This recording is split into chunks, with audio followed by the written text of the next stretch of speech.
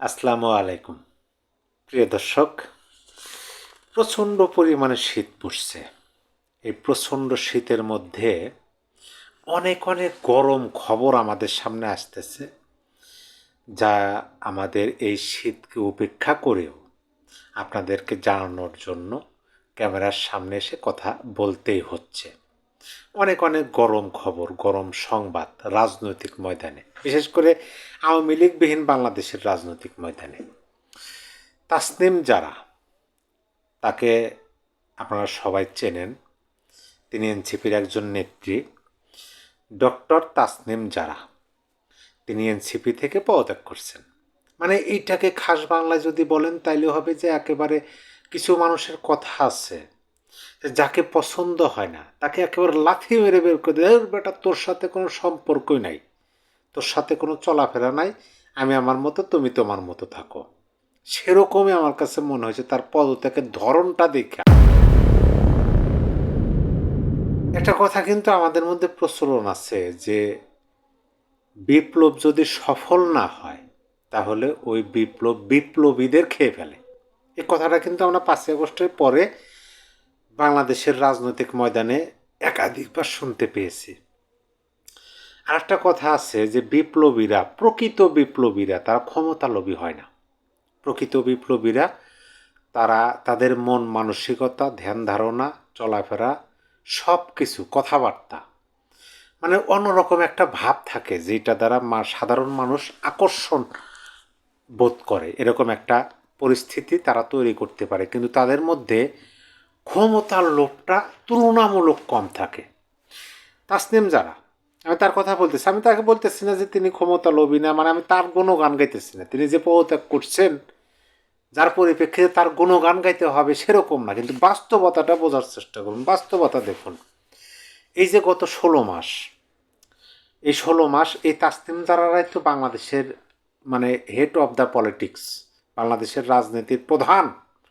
তারা, তাদের যদিও এখন বর্তমানে সেরকম আর পাওয়ার নাই বা তারা দেখাইতে পারে না, আমি সমগ্র এই সমন্বয় গোষ্ঠী বলতে যা বোঝায় তাদেরকে বলতেছি। তাদের মধ্যে অনেকেই আমাদের মুক্তিযুদ্ধ, স্বাধীনতা, সংবিধান বিরোধী বক্তব্য দিয়েছেন প্রকাশ্যে হুমকি সুলভ ভাষায়। কিন্তু তাসনিম জারা তুলনামূলকভাবে অনেক অনেক কম বিতর্ক তাকে নিয়ে আসে এই বিষয়ে। তাসনিম জারা কেন পদত্যাগ করছেন এই বিষয়ে তিনি কিন্তু কিছু কথা বলছেন। তার ফেসবুক ভেরিফাইড ওয়ালে তিনি লিখছেন যে কেন তিনি পদত্যাগ করলেন, এবং তার পরিপ্রেক্ষিতে এনসিপির যে বক্তব্য, কারণ এনসিপির তাসনিম জারা তো হলো প্রথম সারির প্রধান নেতাদের, নেত্রীদের মধ্যে একজন। এখন তিনি পদত্যাগ করলেন, দুজনের বক্তব্যই কিন্তু আমাদের কাছে খুবই গুরুত্বপূর্ণ। আর দুজনের বক্তব্য, পদত্যাগকারী এবং যে দল থেকে পদত্যাগ করলেন সেই দলের বক্তব্য আমরা শুনবো। শোনার পরেই আমি প্রথমে যেটা বললাম যে তোমার সাথে আমার মতের মিল পড়তেছে না, তুমি অমকের সাথে জোট করো, তুমি স্বাধীনতা বিরোধীদের সাথে জোট করো, মতের মিল মিলতেছে না, যা তোমার সাথে আমার কোনো সম্পর্কই নাই, যেটাকে বলে লাথি মেরে বেল করে দাও। আমি আপনাদেরকে একটু পড়ে শোনাই 2টা লাইন বিবিসি বাংলা থেকে, আপনারা একটু ধৈর্য সহকারে শুনুন। দেখেন, এ পদত্যাগের বিষয়ে তাসনিম জারা তিনি লিখছেন যে আমার স্বপ্ন ছিল একটি রাজনৈতিক দলের প্ল্যাটফর্ম থেকে সংসদে গিয়ে আমার এলাকার মানুষেরও দেশের সেবা করা। এটা কিন্তু তার স্বপ্ন ছিল যে একটা রাজনৈতিক দলের প্ল্যাটফর্ম থেকে তিনি সংসদে যাবেন এবং সেখানে গিয়ে তিনি তার এলাকার ও দেশের মানুষের সেবা করবেন, দেশের সেবা করবেন। তারপরে তিনি লিখছেন, তবে বাস্তবিক প্রেক্ষাপটের কারণে আমি কোনো নির্দিষ্ট দল বা জোটের প্রার্থী হিসেবে নির্বাচনে অংশগ্রহণ না করার সিদ্ধান্ত নিয়েছি। দেখেন, বিষয়টা বোঝার চেষ্টা করুন। তার স্বপ্ন যে তিনি রাজনৈতিক দলের সদস্য হয়ে সংসদে যাবেন, কিন্তু বাস্তবিক প্রেক্ষাপটের কারণে তিনি মানে এখন স্বতন্ত্র নির্বাচন করবেন। তার কারণ হলো, এর মানে হলো যে তার সিদ্ধান্তে তিনি অটল আছেন, তার এলাকার মানুষ এবং দেশের সেবা তিনি করবেন, কিন্তু ওই সিদ্ধান্তটা তিনি পরিবর্তন করছেন। তার যে মনের আশা ছিল সে আশাটা তিনি পরিবর্তন করলেন, যে না, যাদের সাথে তিনি সঙ্গ করছেন, যে দলের সাথে তিনি এতদিন আছেন, এই দলের সদস্য হয়ে সংসদে গিয়ে দেশ ও দেশের মানুষের সেবা করা তার মনের মতো হবে না। এরকমই তো বিষয়টা। দেখেন, এটা কিন্তু আমাদের আরও একটু পরিষ্কার হবে যদি আমরা এনসিপির বক্তব্য শুনি। এই তাসনিম জারার এই সিদ্ধান্তের বিষয় জানতে চাইলে এনসিপির সিনিয়র যুগ্ম আহ্বায়ক আরিফুল ইসলাম আদিব বিবিসি বাংলাকে বলেন, তাদের দলের একটি হোয়াটসঅ্যাপ গ্রুপে তাসনিম জারা আজ পদত্যাগপত্র পাঠানোর পরপরই ফেসবুকে পোস্ট দেন তিনি দলের সিদ্ধান্তের জন্য অপেক্ষা করেননি।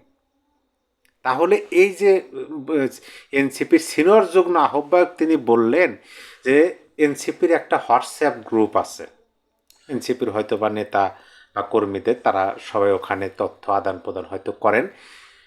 এনসিপির হোয়াটসঅ্যাপ গ্রুপে তাসনিম জারা তার পদত্যাগের সংবাদটি জানাইছেন যে আমি এই দল থেকে পদত্যাগ করতেছি। এখন তার পদত্যাগপত্র দল গ্রহণ করলো কি না করলো, দলের কি বক্তব্য, এইটা শোনার আগেই ওই গ্রুপে দেওয়ার সাথে সাথে তিনি ফেসবুকে অর্থাৎ দেশবাসীকে জানিয়ে দিলেন যে তিনি এনসিপি থেকে পদত্যাগ করছেন। এটা কি? এটা হচ্ছে লাথি মেরে বের করে দেওয়া অথবা লাথি মেরে বের হয়ে আসা। আমার কাছে কিন্তু এটাই মনে হলো। দেখেন, বিবিসি এখানে কিন্তু স্পষ্ট ভাষায় কিছু বিষয় তুলে ধরছে যে উল্লেখ্য জামাতের সাথে এনসিপির জোটের বিষয়টা সামনে আসার পরেই এনসিপির অনেক নেতা ইতিমধ্যে পদত্যাগ করেছেন। দেখেন বিষয়টা, দেখেন প্রকাশ্যে কিন্তু আসবে যে আদৌ মানে ঘটনা কি এখানে। দেখেন উল্লেখ্য সম্প্রতি আরও কয়েকজন নেতা এনসিপি থেকে পদত্যাগ করেছেন স্বইচ্ছায়। কারণ কি? কারণ জামাতের সাথে তারা জোট করতেছে। এমনকি এনসিপির একজন নেতা তিনি এই কথাটাও বলছেন যে এনসিপির প্রথম সারির অধিকাংশ নেতা যে সিদ্ধান্ত নিচ্ছেন তা তাদের নিজের এবং দলের জন্য ক্ষতিকর। আমি একটা ভিডিওতে আপনাদেরকে বলছিলাম, এই তো এনসিপি এবং জামাতের জোট বিষয়ে একটা কন্টেন্ট আমি করছিলাম, সেখানে আমি বলছিলাম যে এই এনসিপি দলটা যদি প্রকৃতপক্ষেই এই সিদ্ধান্ত উপনীত হয় যে জামাতের সাথে তারা জোটবদ্ধ হয়ে নির্বাচন করবে, তাহলে এই দল থেকে অনেক গুরুত্বপূর্ণ এই দলের জন্য নেতা এবং নেত্রী তারা পদত্যাগ করবেন, দল থেকে বের হয়ে যাবেন। দেখেন আজকে বহিঃপ্রকাশ ঘটতেছে। কারণ আর যাই হোক, রাজনৈতিকভাবে আপনার আমার মত পার্থক্য, আপনার আমার মতামতের পার্থক্য থাকতে পারে, চিন্তাধারার পার্থক্য থাকতে পারে, কিন্তু দেশের বিপক্ষে তো সবাই অবস্থান করবে না। আপনার সাথে একটা চিন্তাধারার আমার মিল আছে বিধায় আপনি যদি দেশের বিপক্ষে অবস্থান করেন, স্বাধীনতার বিপক্ষে অবস্থান করেন, তাহলে তো আপনার সাথে আমার ওই মতের মিলের চেয়ে মুক্তিযুদ্ধ, স্বাধীনতা মানে দেশের বিষয়টা তো আগে আসে। তিনি কিন্তু এটা উচ্চারণ করছেন যে তার স্বপ্ন তিনি একটা দলের সদস্য হয়ে নির্বাচনের মাধ্যমে সংসদে গিয়ে তার এলাকার মানুষ এবং দেশের সেবা করবেন। আর দেখেন এনসিপি কী করতেছে? এনসিপি জামাতের সাথে জোট করতেছে। জামাতের আদর্শ কী সেটা তো আমাদের কাছে পরিষ্কার। তাদের এই গত 16 মাসের কর্মকাণ্ডে এখন প্রতিটা মানুষ বাংলাদেশের যারা দেশপ্রেমিক, যারা স্বাধীনতাকে মানেন, মুক্তিযুদ্ধকে ধারণ করেন, তারা এটা স্পষ্টভাবেই বুঝতে পারছেন জামাতের আদর্শ কী, তারা কি করতে চায়। একজন মানুষ বা একটা সংগঠনের আপনি তখনই বুঝতে পারবেন তাদের আসলে মনোবাসনা কী। সেটা হলো তাদের বর্তমান কর্মকাণ্ড দেখে জামাতের কর্মকাণ্ড দ্বারা পরিষ্কার হয়েছে এবং জামাতের বিভিন্ন গুরুত্বপূর্ণ নেতাদের বক্তব্যের মাঝে এটা আরও ভালোভাবে পরিষ্কার হয়েছে। তারা স্বাধীনতাকে মুছে ফেলতে চায়, 47কে সামনে আনতে চায়, 24 দ্বারা 47 71কে পেছনে ফেলে 47 এবং 24কে তারা ধারণ করতে চায়। তার মানে হলো যে আমাদের মুক্তিযুদ্ধ, স্বাধীনতা এবং সংবিধান তারা মানেন না। ওই রকম একটা রাজনৈতিক দলের সাথে যদি এই কি বলে জেনজি জেনারেশনের একটা রাজনৈতিক দল সেখানে তাদের সাথে জোট করতে চায়, তাদের যে মতাদর্শন সেটা বাস্তবায়নের জন্য কাজ করতে চায়, তাহলে তো জেনজির সবাই তো স্বাধীনতা বিরোধী মনোভাব পোষণ করেন না, মুক্তিযুদ্ধ বিরোধী মনোভাব পোষণ করেন না। এদের মধ্যে অনেকেই আছেন যারা দেশকে ভালোবাসেন, মুক্তিযুদ্ধকে ধারণ করেন এবং স্বাধীনতা 71 এটাকে ধারণ করেন। কারণ 71-এই বাংলাদেশ নামক রাষ্ট্রের জন্ম, আর সেইটা তো বল প্রয়োগের মাধ্যমে হবে না। কারণ এই জেনজিরা তো ভয় পায় না, তারা তো প্রকাশ্য, যাই করবে প্রকাশ্য। কিন্তু আমরা দেখেন আরেকটা বিষয় সামনে চলে আসলো, জামাতে ইসলামের ছাত্র সংগঠন ছাত্র শিবির তারা তো জেনজি জেনারেশনের কাতারেই পড়েন। তাদের দেখেন চিন্তাধারা কি, তারা প্রকাশ্য কোনো কিছু করতেই চায় না, তারা সব কিছু গোপন, আত্মগোপন, আন্ডারগ্রাউন্ড। তারা 2024-এর 5ই আগস্টের আগে আন্ডারগ্রাউন্ডভাবে রাজনীতি করছেন। মানে তাদের আদর্শ, তারা হচ্ছে প্রকৃতপক্ষে জামাতের ছাত্র সংগঠন শিবির অর্থাৎ জামাতের লোক, শিবিরের লোক। তারা আন্ডারগ্রাউন্ড রাজনীতি করছে। আর ছাত্রলীগের মানে তারা পদ পর্যন্ত নিচ্ছে, এবং তাদের যে মনোবাসনা তার বিরুদ্ধে গিয়ে শুধুমাত্র আন্ডারগ্রাউন্ড রাজনীতি অর্থাৎ ওই রাজনৈতিক দলটাকে ক্ষতি করার জন্য, নিজেদের স্বার্থ হাসিলের জন্য, যেটাকে বিশ্বাসঘাতকতা বলা হয়, বিশ্বাসঘাতক বলা হয়, যে বিশ্বাসঘাতকতার মাধ্যমে বা যে বিশ্বাসঘাতকতার মানে পরিবর্তে একজনকে মির্জাফর এই শব্দটা শুনলেই তো আমাদের কাছে বিশ্বাসঘাতকতার ছবি আমাদের চোখের সামনে ভেসে ওঠে। আমরা তো মির্জাফরকে দেখি নাই, তার কর্মকাণ্ড আমরা নিজ চোখে দেখি না, আমরা ইতিহাসের পাতায় পড়েছি। পরে মির্জাফর নাম, একজন মানুষের নাম, এর নামটা সামনে আসলে ঘৃণা ভরা চোখে বিশ্বাসঘাতকতার সেই দৃশ্যগুলো মনের মধ্যে ভেসে ওঠে। সেই বিশ্বাসঘাতকতা করা, এরকম আন্ডারগ্রাউন্ড রাজনীতি করা মানে বিশ্বাসঘাতকতা করা।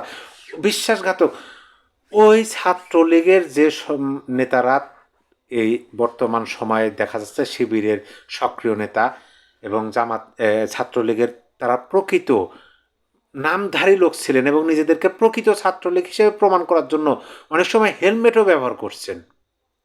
তাদেরকে কি বলবেন? তাহলে দেখেন তাদের মন মানসিকতা কি।